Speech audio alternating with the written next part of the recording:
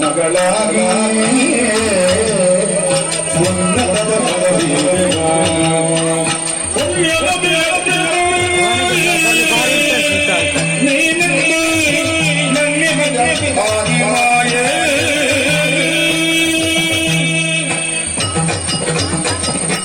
ನೋಡಿದೆ ಸಾಕು ಅಲ್ಲ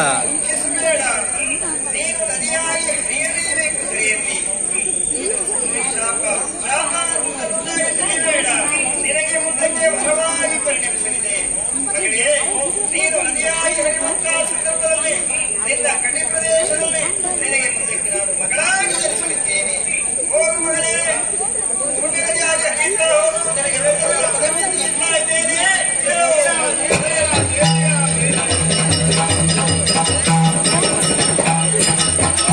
ಆ ಜಾಬಾಲಿ ಬಿಡಿಕೊಂಡಂತಹ ಶಾಪವು ಇಂದಿಗೆ ಬಲವಾಗಿ ಪರಿಣಮಿಸಿದೆ. ಆ ಜಗನ್ಮಾತಿ ನನ್ನ ಗಡಿ ಪ್ರದೇಶದಲ್ಲಿ ಮಗಳಾಗಿ ಧರಿಸುತ್ತಿದ್ದಾಳಂತೆ. ಇದಕ್ಕಿಂತಹ ಸೌಭಾಗ್ಯ ಇನ್ನೊಂದುಂಟೆ ಹೇಳಿ. ಆದರೆ ಭೂಲೋಕಕ್ಕೆ ಬಂದಂತಹ ಬರಗಾಲರಿಗೂ ನಾನು ನೋಡಬೇಕಾದರೆ ಸುರಧೀರವಾದಂತಹ ನಂದಿನಿ ನದಿಯಾಗಿ ಹರಿಯಲೇಬೇಕು. ಹರಿಯಬೇಕಾದರೆ ಎತ್ತರ